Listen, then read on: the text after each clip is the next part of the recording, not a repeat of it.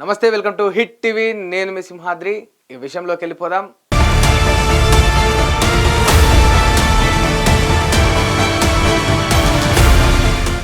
Matter చదివితే మీకే అర్థమై ఉంటుంది. తిరుమల లడ్డు కల్తీ దేశాన్ని మొత్తం ఒక అట్టుడికించిన అంశం ఇది. తిరుమల లడ్డూలో కల్తీ జరిగిందని చెప్పేసి మనందరము ఆ వార్త విన్నాం. చాలా ఆశ్చర్యానికి గురయ్యాం.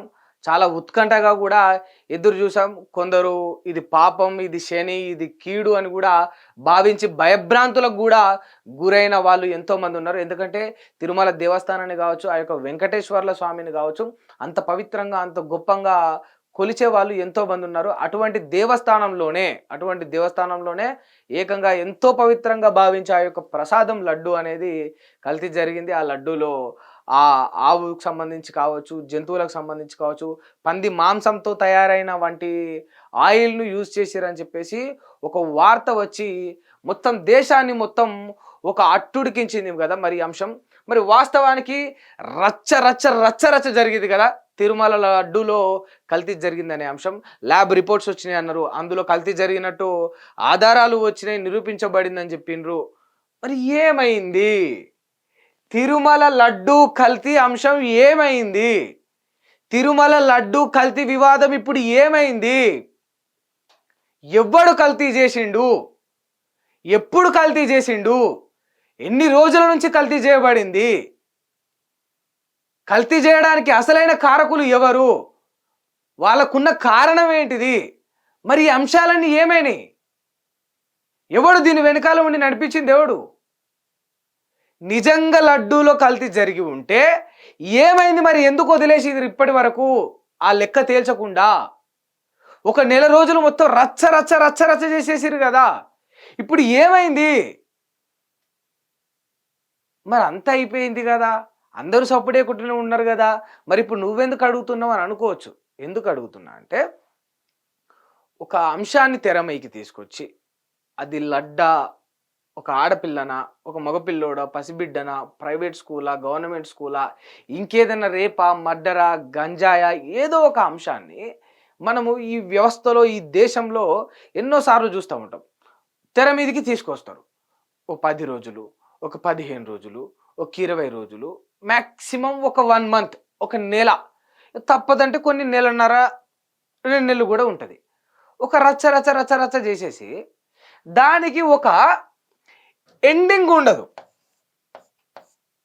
దానికి ఒక ఎండింగ్ అనేది ఉండదు. ఏమైతుంది? ఒక ఎండింగ్ ఇవ్వాలి కదా, ఒక వాస్తవాన్ని వెలికి తీసి దాన్ని సంపూర్ణంగా దాన్ని పరిష్కరించాలి కదా. అది లడ్డు అయితేనేమి, ప్రసాదం అయితేనేమి, కల్తీ అయితేనేమి, మాంసం అయితేనేమి, ఆహారం అయితేనేమి, ఇంకేదైతేనేమి, ఒక అంశాన్ని తారాస్థాయికి తీసుకొచ్చి దాన్ని ఎటూ తేల్చకుండా ఆ గాల్లే వదిలేస్తే ఏమనాలే? ఏమైపోయింది ఇవాళ తిరుమల లడ్డు కల్తీ అంశం అనేది ఏమైపోయింది? అయిపోయిందా? ఆ చాప్టర్ ఇక ముగిసిపోయిందా? అంటే జనాలు గొర్రెలు, జనాలు ఎడ్డోళ్ళు, జనాలు పిచ్చోళ్ళు. ఓ 4 రోజులు మనం ఏది చెప్తే అది వింటారు. మళ్ళా 5వ రోజు నుంచి మన కొత్త ముచ్చట ముందుకు తీసుకొస్తే మళ్ళా తింటారు. మనం ఎన్ని కబుర్లు చెప్తే వాళ్ళు అన్ని కబుర్లు వినాలే జనాలు అని అనుకుంటే అది మీ మూర్ఖత్వం. అది అధికార పక్షం అయినా సరే, ప్రతిపక్షం అయినా సరే, చంద్రబాబు నాయుడు అయినా సరే, జగన్మోహన్ రెడ్డి అయినా సరే, పవన్ కళ్యాణ్ అయినా సరే, ఇంక ఎవరైనా సరే, మీరందరూ కూడా గుర్తుపెట్టుకోండి. ఒక అంశాన్ని తెర మీదకి తీసుకొచ్చినాం అంటే, ఒక విషయాన్ని లేవనెత్తినాం అంటే, ఒక సంఘటన గురించి, ఒక పరిస్థితి గురించి మనం నోరు విప్పి మాట్లాడినాం అంటే, ఎక్కడైతే మొదటి స్థానంలో అది మొదలు పెట్టినామో చివరి స్థానం వరకు వచ్చే వరకు దాని వెంటే ఉండి దాన్ని పట్టి లాగి బయటికి తీసి ఇగో ఇది అవుట్పుట్ అని మీరు పరిష్కరించాలి. జనాలకు మీరు ప్రదర్శించాలి, మీరు తెలియపరచాలి. ఆ బాధ్యత ముమ్మాటికి మీ అందరి మీద ఉంటుంది. ఏమైపోయింది? గవర్నమెంట్లు ఉండే మీకు జనాల పన్నులతోటి శాంక్షన్ చేయబడ్డ కట్టబడ్డ పన్నులు మీ చేతుల్లోనే ఉండే. ల్యాబ్ రిపోర్ట్లు తీసుకొస్తారా? ఇంకేమన్నా మళ్ళా మీరు ల్యాబ్కు పంపించి మళ్ళా ఏమైనా మీరు ప్రయోగాలు జరిపిస్తారా? పెద్ద పెద్ద సైంటిస్టులను తీసుకొస్తారా? ఇంకెవరినన్నా తీసుకొస్తారా? మీరు ఏం చేస్తారో చేయండి. మీరు దీక్షలలో ఉంటారా, ఉపవాసాలు ఉంటారా, మౌనవ్రతాలు చేస్తారా, మీరు ఏమన్నా చేయండి. ఒక అంశం తెర మీదకి వచ్చినప్పుడు దాన్ని పరిష్కరించి ఇగో ఇది దాని అవుట్పుట్ అని చెప్పాల్సిన బాధ్యత మీ మీద ఉంటుందా ఉండదా? మీరు ఏమైనా చేయండి, బట్ ఒక క్లారిటీ ఇవ్వాలి కదా. ఇవాళ ఏమైపోయింది తిరుమల లడ్డు కల్తీ అంశం అనేది? ఏమైపోయింది అంటే ఈ చాప్టర్ ఇక మాట్లాడొద్దా? క్లారిటీ వచ్చిందా?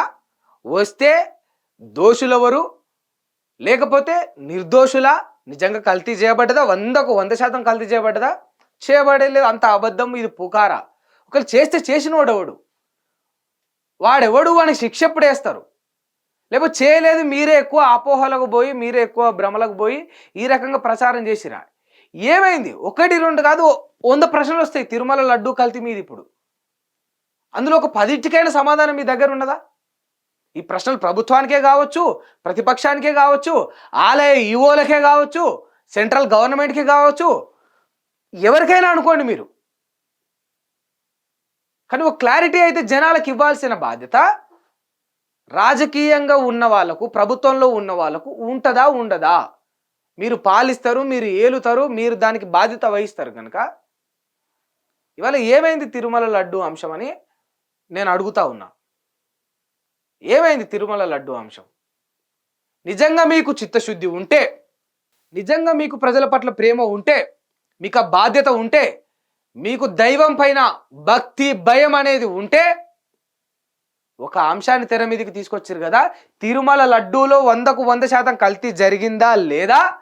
జరిగితే దానికి కారకుడు ఎవడు, ఆడెవడో తెలిస్తే వాడికి శిక్ష ఎప్పుడు వేస్తారు? ఇవన్నిటికి కూడా సమాధానం చెప్పాలి ముమ్మాటికి.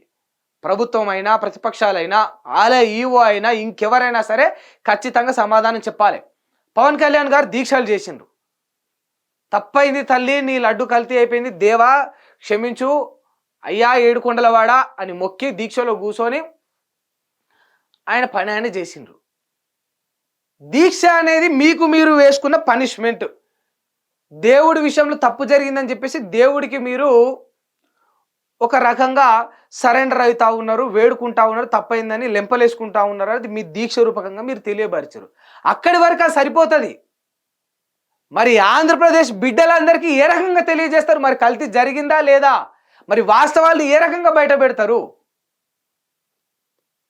ఏమైపోయింది ముఖ్యమంత్రి గారు, చంద్రబాబు నాయుడు గారు? క్లారిటీ ఇవ్వండి సార్.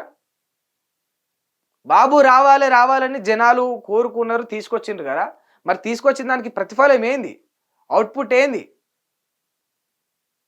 ఒకసారి ఈ ప్రశ్నలన్నీ మీకు మీరు వేసుకొని ఆ తర్వాత ఏదైనా ఇటువంటి ఒక అంశాన్ని తెర ముందుకు తీసుకొచ్చే ముందు దీన్ని పరిష్కరించనా అని మీకు మీరే మళ్ళీ క్వశ్చన్ వేసుకొని నాతో అవుతుంది అనుకున్నప్పుడు దాన్ని జనాలలో బయట పెట్టి చలో దాన్ని అప్పుడు సార్ట్అవుట్ చేసే దిశగా పనిచేయండి. అంతేగాని దేశాన్ని మొత్తం అట్టుడికించి తర్వాత మళ్ళా ముఖం మీద తడిగుడ్డేసుకొని ఇక నేను పండుకుంటా, ఇక నాకు తెలియదు అంటే మాత్రం అది మళ్ళీ భవిష్యత్తులో మీకే నష్టం చేస్తుందని గుర్తుపెట్టుకోవాలి.